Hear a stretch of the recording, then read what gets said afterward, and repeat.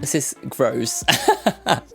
Oh God, a fly, I can't. Why did she do this to me? I can't. You really, yeah.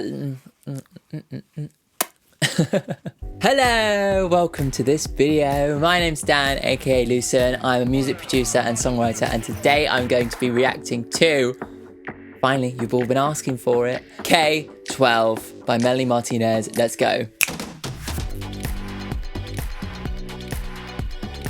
Yes, okay, so the day's finally come. Honestly, like, you guys have me hooked on Melanie Martinez. I think it was like the top voted for suggestion in, what was it, May? Then I went back and did all the music videos and was like gobsmacked.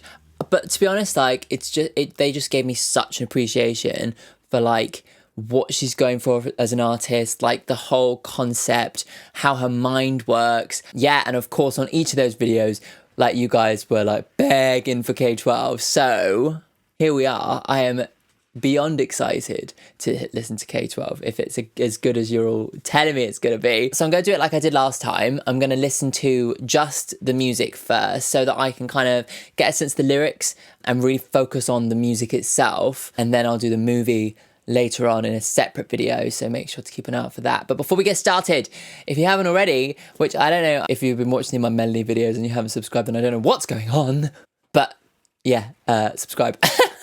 If you like this video, then please give it a thumbs up, like button. This will be my last video in this setup. Oh my God, guys, I'm gonna have a different background next week. Also, something I've been telling people recently is if you want to follow me on Instagram and Spotify, you can. I'll put up the wording there, but I'm Sing Song Down on Instagram and Lucent on Spotify. You can follow me on those and you can hear all my music and you can do all that stuff. Yay! Okay, cool. Let's go on to the album. I'm so hyped. Yes, yes, yes, yes, yes, yes, yes, yes, yes, yes, yes. She's like really my kind of artist. I love a concept, you know? All the kind of long form music I've done so far has been like my album was like start to finish, journey, storyline type vibe. So yeah, I love stuff like Melanie's. Anyway, let's go on to the album. Yeah.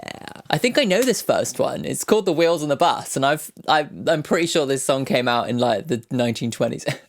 Can you imagine if she just did a 3-minute 40 version of that as an opening to the album? I would die. Oh, the bus is starting. There we go. There we go. All day long. Yes. I'm guessing it's like the first day of school vibes. Oh, people are doing it in the back of the bus. Oh my God, I love this vibe. I love this. This is so clever.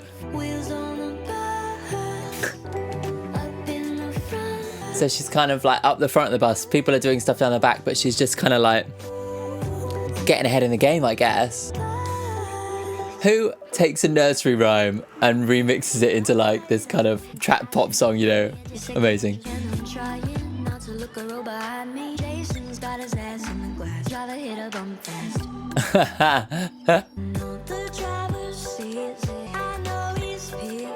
Peeking in the rearview mirror. Okay, maybe there's something maybe a little bit more sinister there. Okay, so there's dodgy stuff going on the bus. They'll just keep going. Yeah. Oh, wait. Holding her down? Is that what she said? So clever. Dun dun dun dun. So she's just so good, isn't she? Yeah. I love that pad. That's cool. Oh. Maybe like the wheels on the bus are kind of almost like synonymous for like the world keeps turning. We just kind of ignore what's going on behind us and we just kind of, the world keeps going and we just ignore it. Maybe that's the kind of like second layer of meaning. Yeah, cool. Oh my God, like who takes the fucking wheels on the bus go round and puts it in a pop song like that, you know? It's just like, oh, so epic. It feels like a step up in terms of production. Like it sounds a bit more polished. Not that like Cry Baby sounded unpolished, but I don't know. There's just something about it that just seems really tight and well made. The wheels on the bus go round and round all day long. Yeah. If anyone listens to me making these videos, they'll be like, what the f is he doing in there? Let me know what you think the other layers of meaning might be. Let's go on to the next song. This is song number 2. This is Class Fight. I love all the kind of like sonic storytelling she uses with the, like it kind of makes an environment, doesn't it? Oh, what's that noise?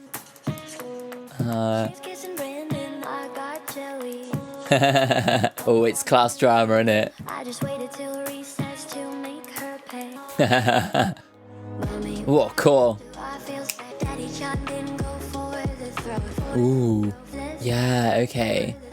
Daddy chimed in, go for the throat. Because this is the continuation of Crybaby's character, right? So maybe she's kind of like the terrible things that she kind of learnt from her parents has kind of made her very defensive and very kind of like up for a fight. Yeah, because the ding ding is like the boxing, innit? Right, okay. Ha! Oh, God, Melanie, stop it! Love a bit of text painting. She's really gone for it. Like every single line has like a sound effect linked to it. It's so sick. Yeah, so what she's kind of learnt from her parents is like to fight, you know, not to de-escalate, but to go for the throat, which is not, you know, great advice. Let's fight. Yeah, like that really does reveal even more of Crybaby's character going forward. Like she's obviously taken on some kind of negative lessons from her parents because her daddy chimed in. I guess that's like the ding, that's kind of that wordplay. He taught her to go for the throat, you know, don't hold back. So obviously, yeah, the story is kind of, it's all like escalating through the song. And in the second verse, she actually goes out and smashes her face with those horrible sound effects. Can we not?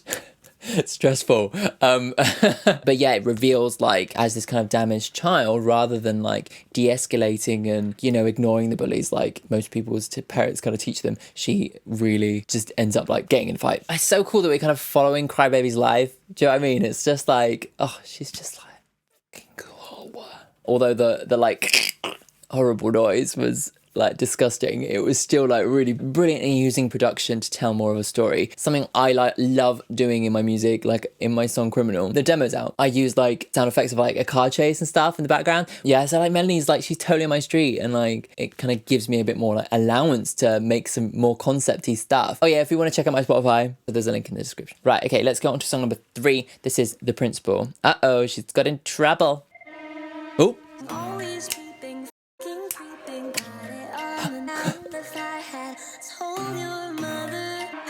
I love those strings. Oh, so this is from the principal's perspective, is it? I love the phone ringing and stuff. It's more of that sonic storytelling. Oh, I love this.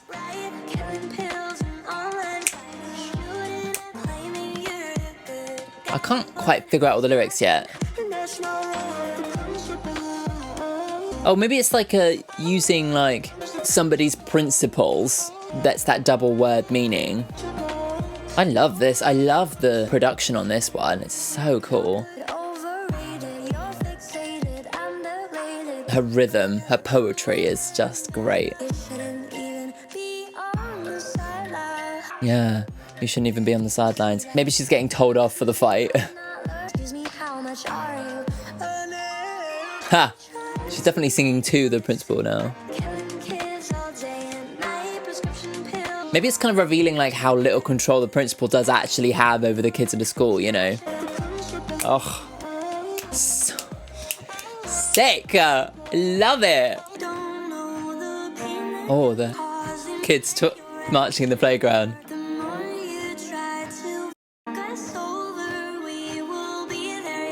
Yeah, it's almost like the kids rebelling, innit? Oh, yeah.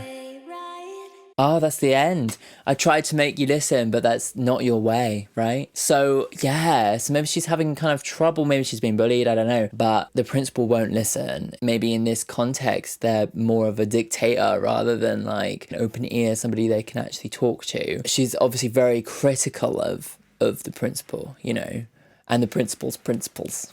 So I'm editing the video right now, and I just like had to film this because I've just realised that, oh my god, it sounds so much like anti-political, anti-Trump song. I literally said she thinks he's more, that the principal's more of a dictator, and now I'm like, oh my god, of course. It's like Melanie being like, this is my perspective on the current situation of the country, like, because obviously this came out last year, right? When you actually look at all the kind of stuff that's going on, people fighting, kids killing each other, all that kind of stuff that's in the lyric, it just makes me think, oh my god, it has to be an analogy for her criticism of the government, doesn't it? Oh, let's just talk about, like, the rhythm, the poetry, the way it's sung, like, how, like, musically and rhythmically and production all kind of fuses together in that song.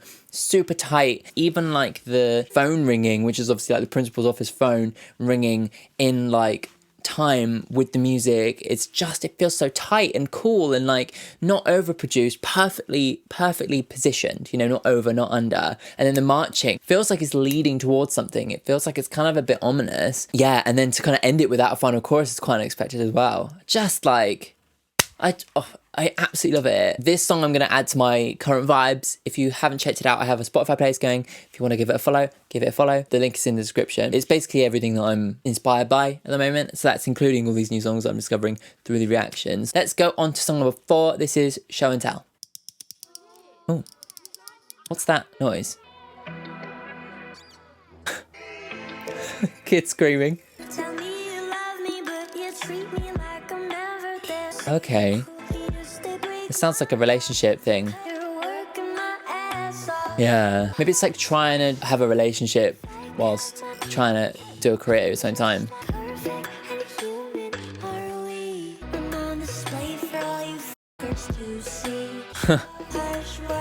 Oh, okay. Lions tell me like I'm a product, like.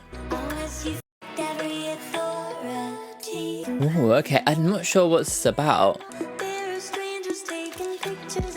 Oh, so maybe it is to do with her fame. Maybe she feels like she is on Show and Tell.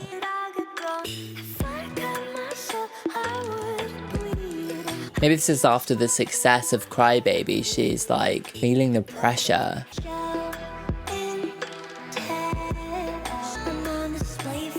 Yeah, okay. Yeah, she feels like she's a product of society, you know, so this show and tell is like a kind of metaphor for like how she feels in the public domain as an artist. Wow, yeah. Right, so she's getting harsh words from people who don't kind of get her and her art, you know. It does kind of feel like she's kind of revealing a little bit more of her own feeling, that she feels like she's a product of society. She feels like she's a person on display and she feels like she's being used and bought and sold, you know. Maybe it's just a way for her to kind of express like the way in which her music is kind of commodified. And how her and her art has been turned into a commodity, you know, and she feels like she's just a thing brought to show and tell, you know, not a person with real feelings. Maybe it's like the industry doesn't care about her real feelings, and the kind of pressure to continue succeeding is kind of getting to her, you know. Right, okay, let's go on to song number 5. This is Nurse's Office. Ooh. Don't cut me, punch me, just let me go.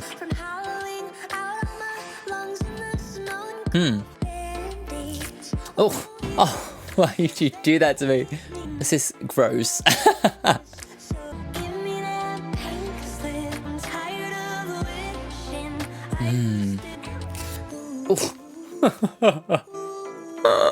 I can't go with that. How could you do that to her? It sounds like she's having trouble in class and she's kind of faking her illnesses, maybe to try and get out of class. The coughing is such a stress. Ooh. I'm tired of wishing I was ditching. Oh. She's really going for it in the production in this album. I can't deal with the plaster coming off. That is so gross.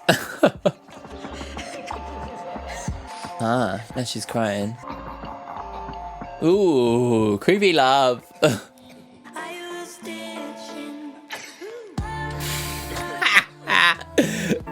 So clever.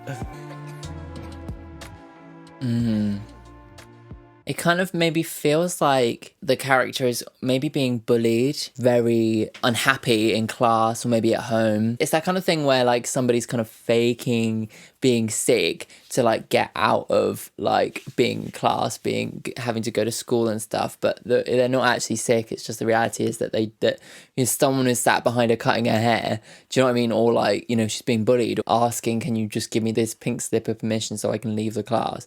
I'm tired of wishing that I was ditching. I just want to be able to not be here. Yeah, again, like really, really cool text painting stuff with the production, but it's just like, oh my God, it's so gross. Like I can't cope with the plaster. Really, really, obviously it's like super, super, super well done. Just makes me cringe a bit. If you saw my like reaction to the Crybaby music videos, you'll understand how much of a wuss I am. So let's go on to song number 6. This is Drama Club.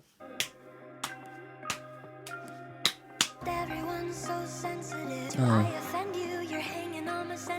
Oh, okay. Ha! I love it.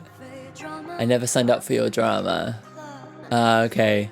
I'm not interested in your drama. You're faking all your pain, yeah, you're bleeding on a stage. You're faking all of your pain. It's not real. Yeah. Clever. Oh, I love the kind of duality of the lyrics. Wow. Yeah. Living by a script, yeah. Your auditorium is pretty boring and so good. I think it's that kind of feeling when you meet somebody who's like a little bit kind of self-centered and like all the drama that's happening in their life, they kind of project onto everyone around them. And she's like, how about no, I didn't sign up for this. Yeah, relatable content. Ooh, so attitude, I love it. Oof.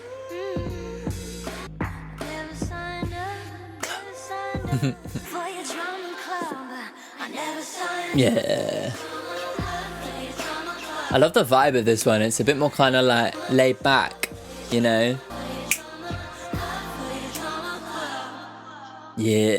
Ending on that chord's cool. I never signed up for your drama, It's kind of almost a bit jazz, isn't it? Yeah. Oh, I like that one a lot, actually. Yeah. If it's what I think it's about, like living their life by script, acting, bleeding on the stage, it's all kind of fake. So it sounds as if she's kind of met a person who is, like all about the fakeness, obsessed with the drama to the point where like their life is just fake. They're hiding behind a mask, all that kind of cool imagery that kind of is synonymous with like being in a drama club, being on stage, is kind of like has the second meaning of this person who is like hiding themselves and living for the drama. And she's like, I didn't sign up for this drama.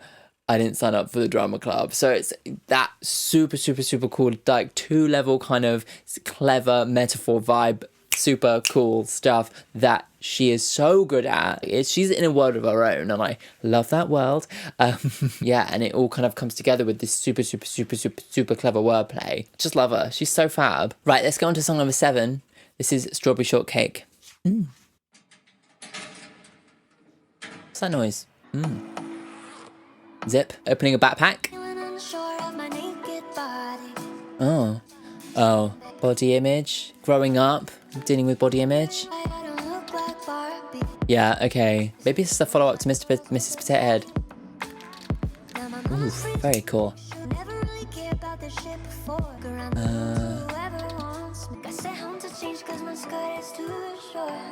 Yeah. Wow. It kind of makes girls feel like they're doing something wrong and that they should care about their body and not revealing it and all that stuff,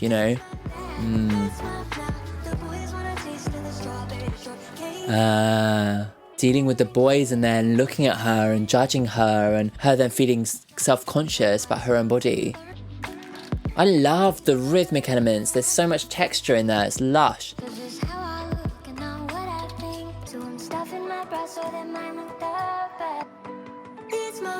Yeah, there's like bouncing balls and stuff in there. Making her feel like it's her fault, yeah. Ugh, I think a lot of people go through this, don't they? Yeah. Right? How about you just like behave yourself? In it. It's like blaming the girl, blaming the victim. It's like the whole thing, oh, if you don't want to be looked at, then don't wear things short. How about you actually just teach boys to be respectful? Yeah, oh my god, I love that one. It just kind of feels like it has so much of a bigger message, and a similar vibe to Mrs. Potato Head, which was obviously all about like beauty standards.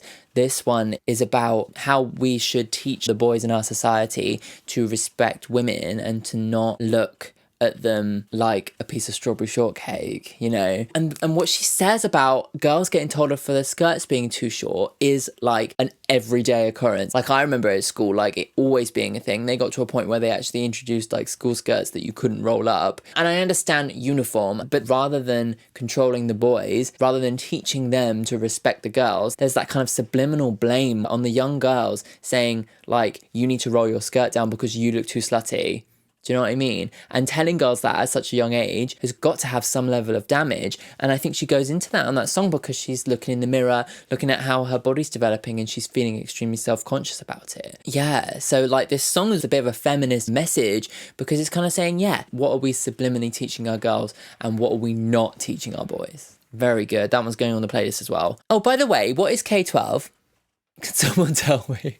I'm guessing it's some American thing that I don't understand. Okay, let's go on to song number 8. This is Lunchbox Friends. Oh. Oh, cute. I love the piano and stuff. Making friends.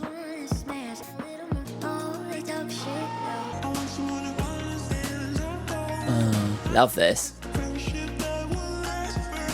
I want a friendship that will last forever, not just lunchbox friends. I love the movement of this one. It's so cool. Da, da, da. Love it.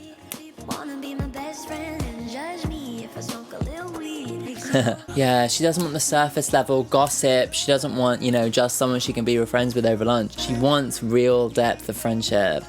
Oh. I love the vibe of this one. It's so cool. I'm already adding it to the playlist. I think this album, even more than the last one, it's like more listenable, I think.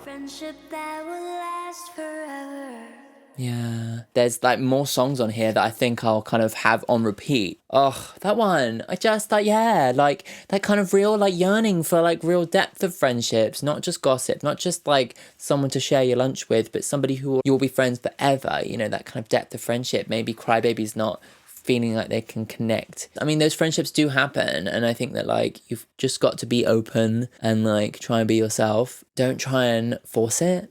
You know, I think that's kind of one of the keys to that kind of friendship. I'm still in contact with lots of my friends, actually, you know, from school. Yeah. And like, I love how the piano is like really well made. It's like a little bit underplayed in a sense. You really, yeah. I was just thinking whilst I was making my coffee, I've actually got an Instagram live coming up with one of my songwritery friends, Kaylee. I mean, I guess that if you follow me, then you'll see it as well. I don't know how Instagram works. If you want to follow me on Instagram, it's @SingSongDan. Yeah, and keep an eye out for that. Okay, let's go on to the next song. This is song number 9. This is Orange Juice. Stick it down your throat. Oh. Okay. Some kind of argument. Huh. Oh, I'm not sure what this is about. No more orange juice. Oof. I'm not sure what she's saying there.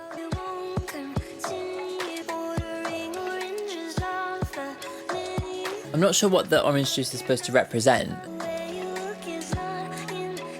Oh, okay.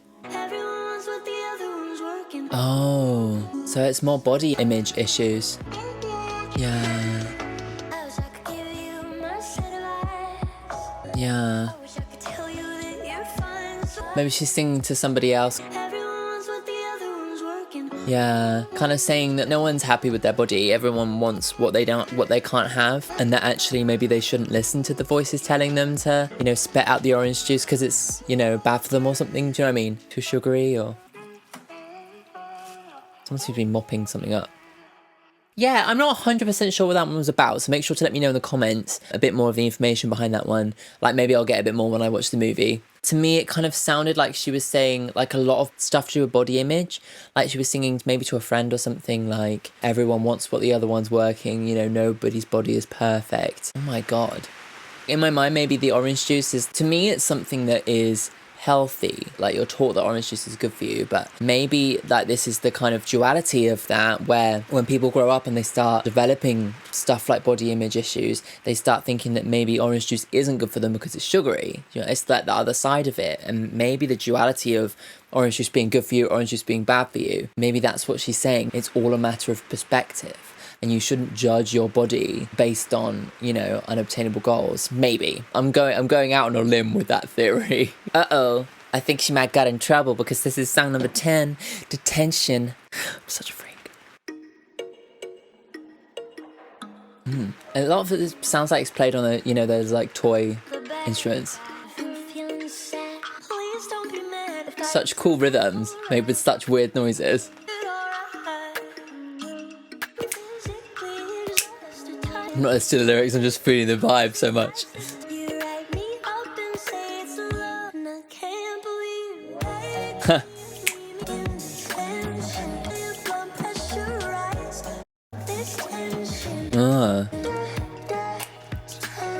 Yeah, I love those rhymes, like did I mention, detention, tension.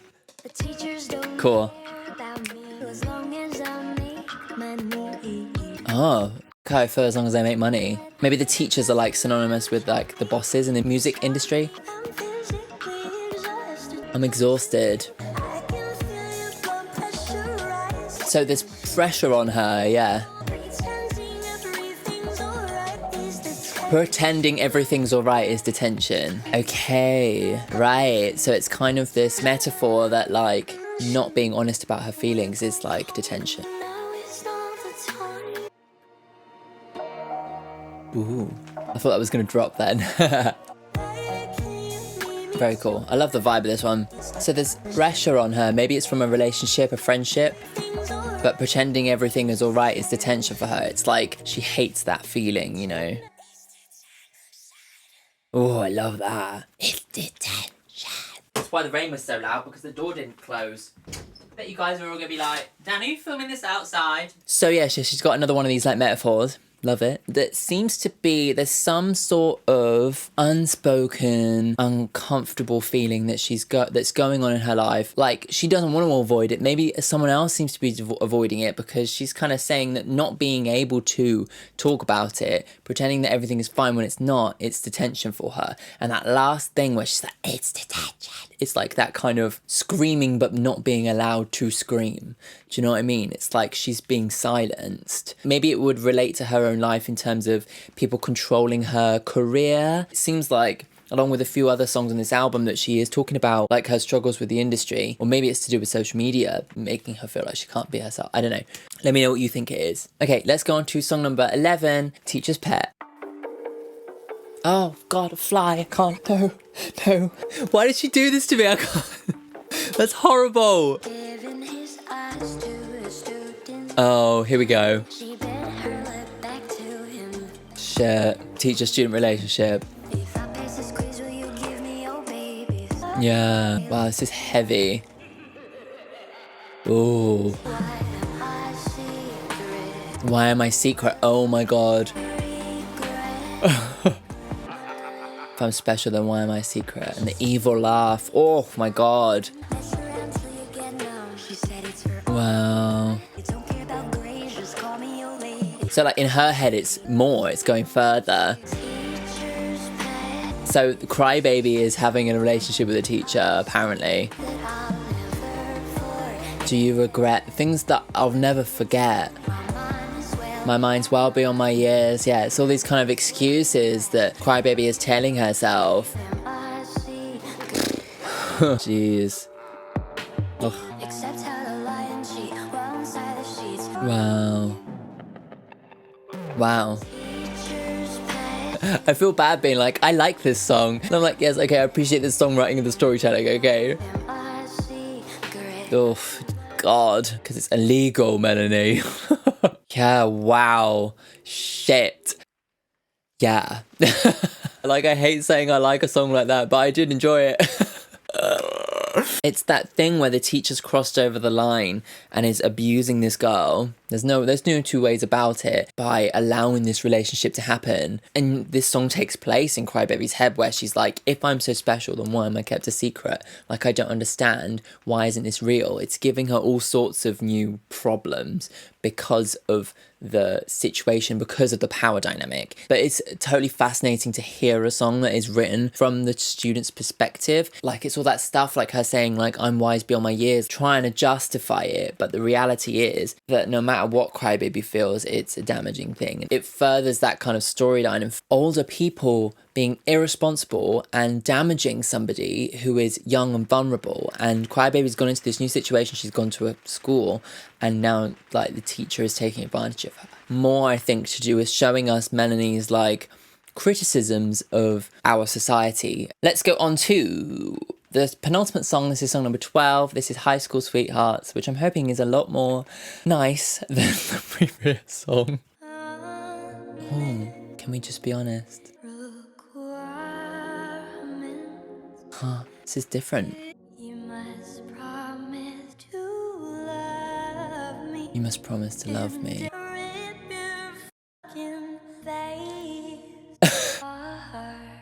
Chill. Wow. Is that rhythm made of writing on a chalkboard? Wow. Like this. It's like all the rules to, like, this is how to be in a relationship with me. If you can't handle a heart, my mind, don't waste your time. Oof. Yeah, she's kind of saying, you know, I'm kind of damaged. Yeah, okay. Yeah. I love that. Yeah, she's kind of saying these are the ways in which you need to love me if you want to be my high school sweetheart. Yeah. She's taking ownership of herself and saying, you need to love me for who I am, in her own way, you know.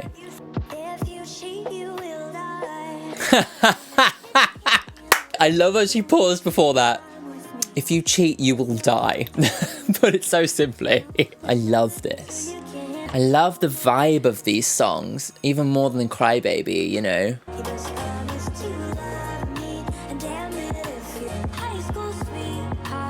I love it. It's beautiful. I love it. You're like, just try and waste my time.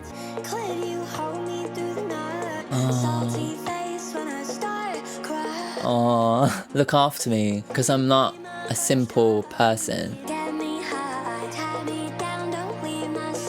me high, but tie me down. Yeah. Wow. Can we just be honest? I love this so much. I love that so much. If you fuck me over, I will rip your fucking face apart. This is kind of like a love song, but it's like that vibe. Love it. Beautiful. I just love the vibe of it. I love the flow of it. I love the kind of almost like rapping kind of rhythmic singing that she has on it. I just like, there's so much to it that is so beautifully made. On top of like her kind of owning herself. His character for the first time is kind of actually standing up for herself. You know, she's saying, this is who I am. You need to do this, this, this, this, and this. Otherwise, off you go, because I'm not going to settle for anything less. And that kind of represents a level of confidence that this Crybaby character hasn't had so far. And I really appreciate like her passing on that message to her listeners. You might have had stuff in your past that's left you broken like Crybaby has, but that doesn't mean that you should settle for somebody who doesn't accept that. You know, you need to find somebody who will support you, who will kiss you if your face is salty because it's covered in tears, you know. And if you cheat, you die.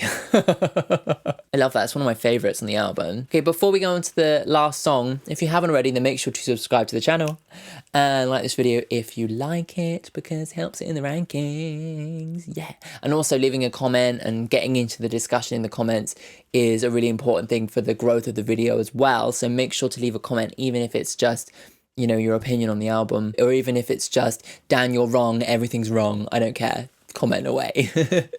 Let's go on to the last song. This is Recess. So maybe she's breaking free. I don't know. Oh, sounds like it's on like a toy guitar or something, doesn't it? Is that like a rocking chair? I was too young to see the truth. This is a different song for her. Ah, right. Is that grandma still singing this to her? You need to look after yourself. You need to take a break. Yeah, that's cute. Yeah, maybe this is more back to Melanie herself. Yeah, so she's kind of achieved what she's wanted to achieve. It's almost like she's worked so hard she hasn't been able to enjoy it. So it's kind of like there's pressure in her career to like keep going at full throttle, otherwise she's gonna lose out to the other people who are gonna fight harder than her. But in reality, for her life as a whole, she needs to take a break, and she's kind of maybe trying to kind of remember those things, you know. I love her, she's like completely smashed it again, this whole album.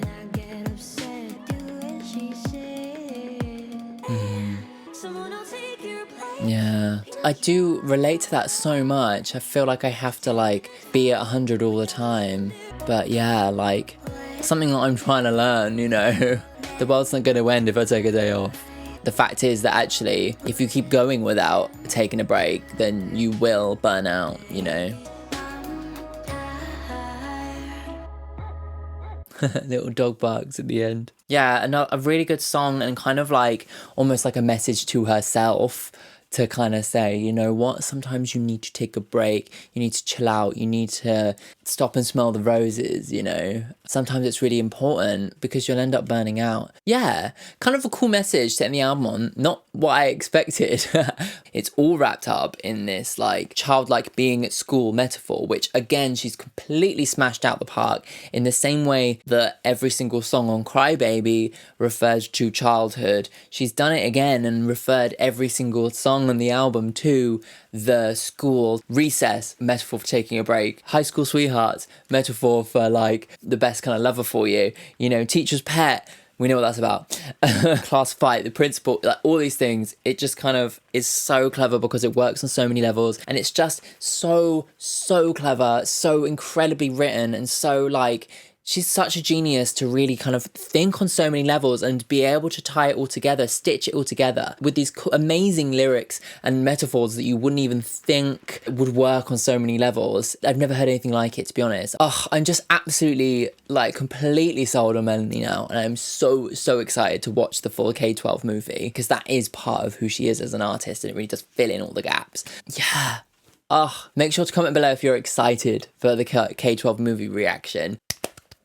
I think it's like, I don't know, I can't wait to listen to all these songs through, but I think for me it's even better than Crybaby as well. I don't know, I feel like the songs just kind of, they gel just that little bit more. Make sure to let me know what your favourite song on the album is. I think for me it might be High School Sweethearts. That might be my favourite one, actually. Thank you so much for tuning in all the way to the end. Laura's new album's coming out next week. Oh, hi. I'm excited to see what that's going to be. I'm not 100% sold on the stuff I've heard so far, but I'm excited to hear the whole album and really see what her vision is for Solar Power. So make sure to come back next week for my day one reaction. Let's have a little look at my song of the week. So I'm going to go back to Florence and the Machine for my song of the week this week, and this song is Cosmic Love. Now, I know that this was a really big song for Florence fans, and actually for me was probably the song that really sold me on her. It was one of those songs that like you listen to it and you just realize what music can be, just because of how textural and how huge it feels. You know, it's just so big and beautiful, and yeah, and it's just so inspiring. I just absolutely love it. So yes, that's Cosmic Love. I will add it to my song of the week playlist, and you can find the link for that in the description. Cool. Thanks for tuning in. I will see you next week. Bye.